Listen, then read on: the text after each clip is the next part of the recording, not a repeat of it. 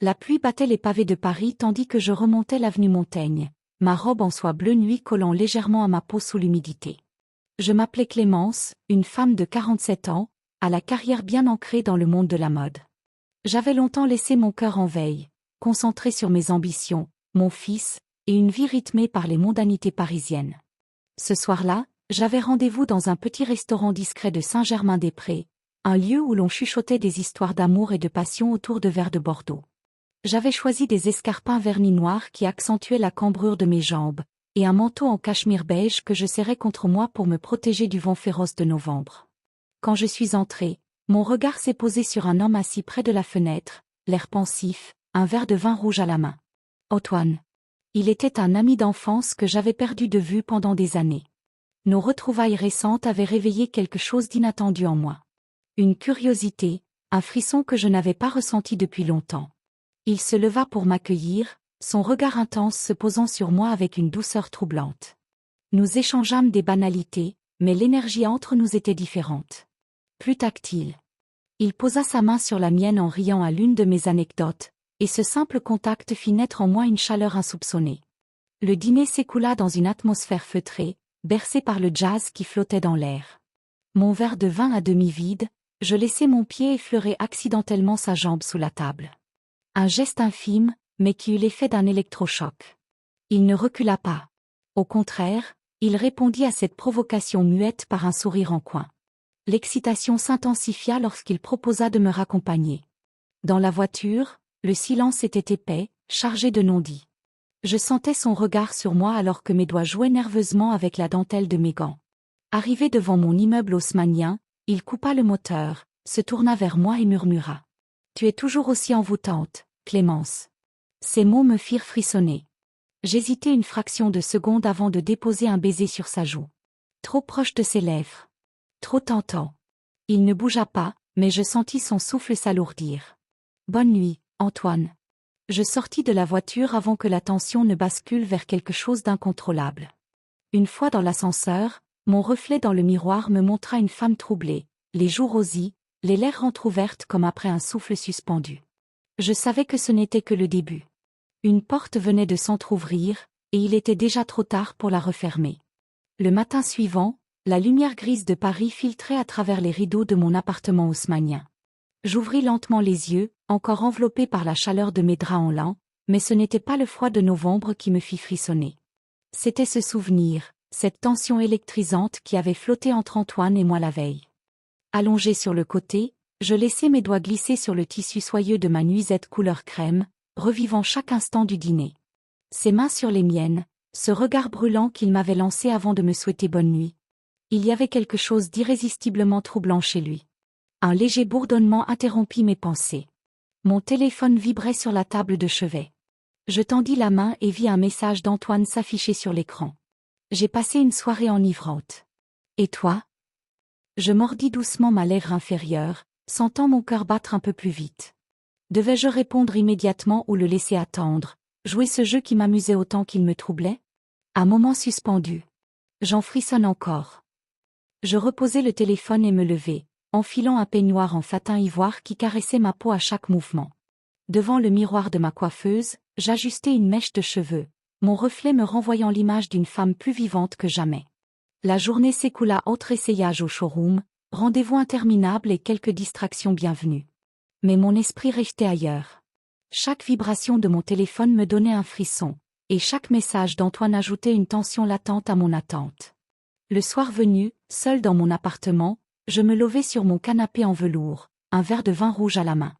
Je repensais à Antoine, à ses lèvres qui semblaient avoir hésité avant de me répondre la veille, et à la manière dont son regard avait effleuré mon décolleté sous mon manteau. Soudain, mon téléphone sonna. « Bonsoir, Clémence. » Sa voix grave résonna dans mon oreille, un mélange d'assurance et de retenue. « Bonsoir, Antoine. Que me vaut cet appel à une heure aussi tardive? J'avais envie d'entendre ta voix. » Je souris, laissant le silence s'installer entre nous. « Tu me donnes envie de briser toutes les règles. » Son aveu fit monter un frisson le long de ma nuque. « Et quelles règles aimerais-tu transgresser, Antoine? » Un soupir de l'autre côté de la ligne. « Celles qui nous maintiennent à distance. » Je me mordis la lèvre, me surprenant à effleurer le bord de mon verre du bout des doigts, comme si c'était sa peau. Alors viens. Moins d'une heure plus tard, la sonnette retentit. J'ouvris la porte et le trouvai là, debout sous la lueur tamisée du couloir, le regard sombre et déterminé. Il passa la main dans ses cheveux humides, encore marqués par la pluie fine de la nuit parisienne. « Tu es sûre de toi, Clémence ?»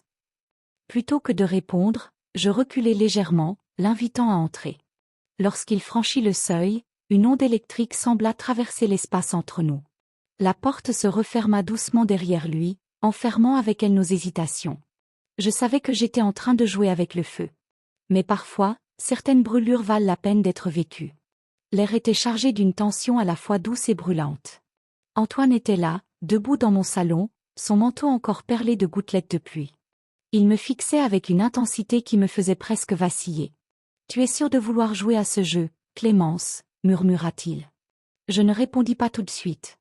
J'observai son visage, la ligne forte de sa mâchoire, ses yeux sombres qui semblaient sonder chacun de mes mouvements. Mon cœur battait plus vite, sous l'effet du désir et du danger de ce que nous étions en train de frôler. Sans un mot, je m'éloignai de lui et allumai une lampe en coin, baignant la pièce d'une lueur ambrée.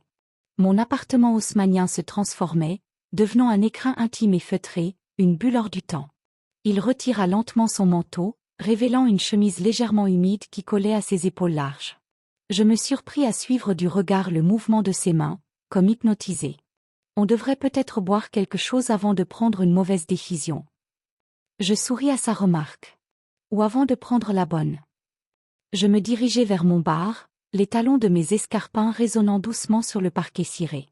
J'ouvris une bouteille de Saint-Émilion et nous servis 2 verres. « Pourquoi moi, Antoine ?» demandai-je en tendant son verre.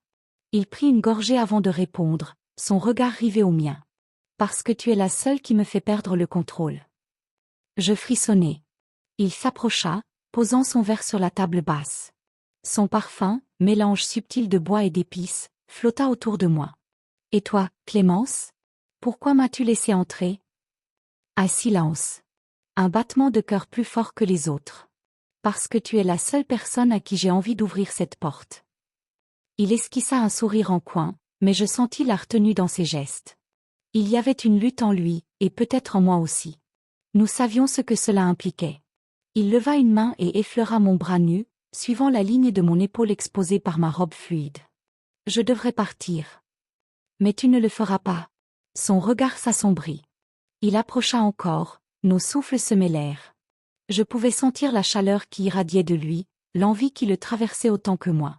Un silence suspendu. Une frontière invisible à ne pas franchir. Je fermai les yeux un instant, savourant la brûlure délicieuse de cette tension, ce frisson interdit qui serpentait sous ma peau. Puis, d'une voix presque inaudible, je murmurai. « Reste. » Le temps semblait s'être arrêté. Nous étions là, l'un face à l'autre, comme 2 ombres jouant avec le feu. Antoine approcha sa main de mon visage, mais s'arrêta à quelques millimètres de ma peau. « Si je reste, je ne promets rien. » Je souris légèrement. « Et si je n'attends rien ?» Un sourire en réponse, puis un soupir. Il se laissa tomber sur le canapé, renversant la tête en arrière, fixant le plafond comme s'il cherchait une réponse là-haut. Je pris mon verre et m'assis à côté de lui, légèrement incliné vers lui. La proximité était insupportable et enivrante à la fois. Il tourna la tête vers moi, ses yeux brûlants d'un désir qu'il tentait encore de refréner. « Tu joues avec moi, Clémence.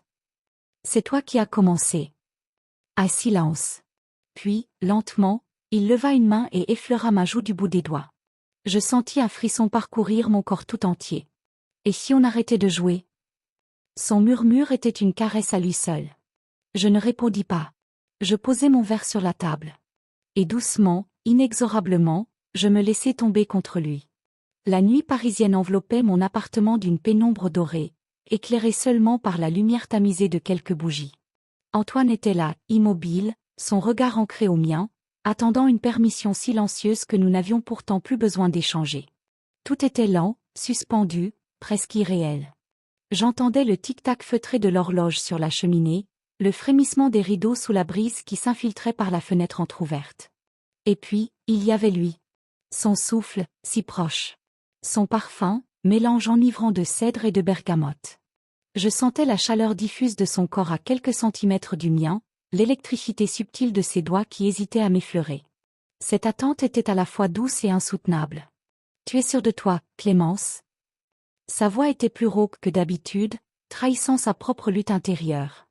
Je ne répondis pas immédiatement.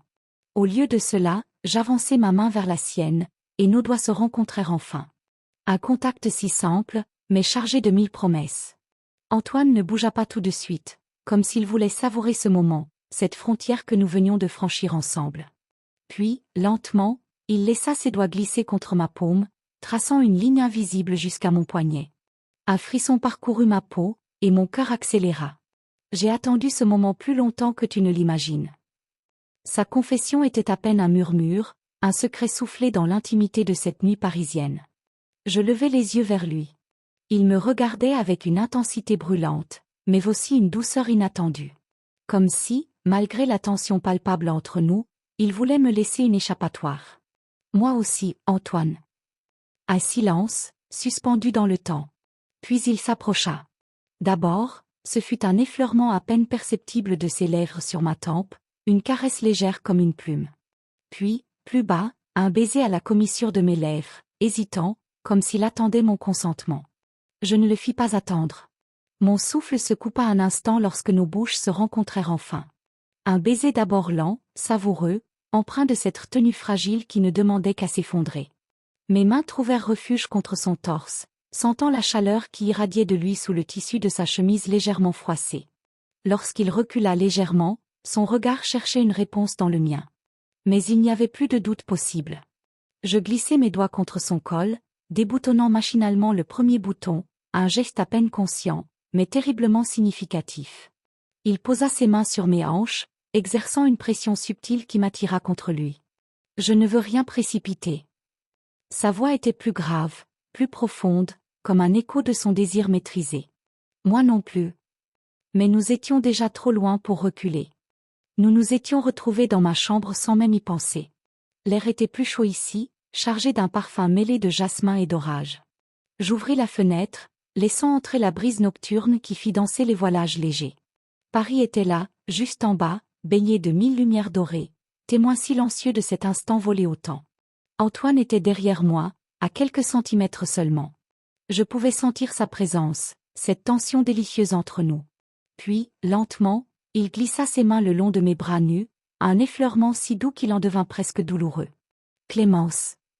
Il murmura mon nom avec une intensité qui me fit frissonner. Je me retournai enfin pour lui faire face. Il y avait quelque chose de différent dans son regard. Plus qu'un simple désir. Quelque chose de profond, de sincère. « Tu es magnifique. » Je souris légèrement, détournant les yeux un instant. Il leva doucement ma main vers ses lèvres et y déposa un baiser, lent, délicat. Puis il laissa ses doigts glisser le long de ma peau, traçant un chemin invisible qui enflamma chaque centimètre de mon être. Je posai une main sur son torse, puis levai les yeux vers lui. « Reste avec moi, cette nuit. » Un silence. Puis un sourire. Je n'ai jamais eu l'intention de partir. Cette nuit-là, nous avons laissé tomber toutes les barrières. Pas dans la précipitation, ni dans l'ivresse d'un moment trop rapide. Mais dans la lenteur exquise de chaque geste, de chaque soupir échangé. Nous nous sommes découverts autrement, avec une patience infinie, savourant chaque seconde volée au reste du monde. Et lorsque l'aube finit par effleurer l'horizon, Antoine était toujours là, à mes côtés. Les draps en désordre, un rayon de soleil filtrant à travers les rideaux. Et un sentiment nouveau, profond et inévitable, qui venait de naître entre nous. L'aube se levait doucement sur Paris, projetant des reflets dorés à travers les rideaux de ma chambre. Le silence du matin n'était brisé que par le lointain bourdonnement de la ville qui s'éveillait. Antoine était toujours là, allongé à mes côtés, les traits détendus par le sommeil. Son souffle calme créait une atmosphère paisible, et je ne pus m'empêcher de sourire en l'observant. Pourtant, derrière cette sérénité apparente, un tourbillon d'émotions se déchaînait en moi. J'effleurai son bras du bout des doigts, suivant la ligne de sa peau avec délicatesse. Il était là, si proche, et pourtant, quelque chose en moi résistait encore. Comme s'il avait senti mes pensées, Antoine ouvrit lentement les yeux. Son regard, encore voilé de fatigue, se posa sur moi, et un sourire apparut sur ses lèvres. « Déjà réveillé » murmura-t-il. Je réfléchissais. Son sourire s'effaça légèrement. « Et à quoi pensais-tu » Je pris une profonde inspiration avant de répondre. À nous. À ce que nous sommes en train de faire. Il se redressa légèrement, s'appuyant sur un coude pour mieux me regarder. Tu regrettes? Je secouai la tête immédiatement. Non, jamais. Mais il y avait autre chose. Une peur que je ne parvenais pas à mettre en mots. Alors qu'est-ce qui te fait peur? Demanda-t-il doucement. Je mordillai ma lèvre, hésitante. J'ai peur que ce soit trop rapide. Que ce soit juste une parenthèse qui disparaîtra aussi vite qu'elle est venue. Antoine passa une main dans ses cheveux, visiblement troublé par mes mots. Tu crois vraiment que c'est juste un moment passager? Je baissai les yeux, incapable de lui répondre honnêtement. Il resta silencieux un instant, puis se leva lentement, enfilant la chemise qu'il avait laissée sur le dossier d'une chaise. Son attitude avait changé. Je t'aime, Clémence. Mais je ne peux pas être celui qui lutte seul contre tes doutes. Mon cœur se serra. Antoine. Non. Il faut que tu comprennes quelque chose. Il s'approcha, posa ses mains sur mes épaules et plongea son regard dans le mien. Je veux être avec toi. Mais je veux quelqu'un qui me choisit sans hésitation. Pas quelqu'un qui doute à chaque instant. Je sentis mes yeux s'embuer. Ce n'est pas si simple. Si, ça l'est. Il recula légèrement, et mon cœur se brisa en comprenant ce qui était en train de se passer. Si un jour tu es prête, tu sauras où me trouver. Il prit son manteau, se dirigea vers la porte et s'arrêta un instant. Mais je ne peux plus attendre indéfiniment. Puis il ouvrit la porte et s'éloigna. Et moi, je restai là, incapable de bouger, sentant mon monde s'effondrer autour de moi. Les jours suivants furent un tourment. Paris continuait de vivre autour de moi, bruyante et lumineuse, mais je me sentais comme une étrangère dans ma propre vie. Chaque soir, je m'attendais à recevoir un message d'Antoine. À entendre sa voix. À croiser son regard dans un café par hasard. Mais il n'y eut rien. Il était parti pour de bon. Une nuit, incapable de supporter ce vide, je pris mon manteau et descendis dans la rue. Mes pas me menèrent sans que je le défide jusqu'à son immeuble. Je levai les yeux vers ses fenêtres. Aucune lumière. L'idée qu'il ait déjà tourné la page me fit frissonner. J'avais pris trop de temps. Et maintenant, il était peut-être trop tard.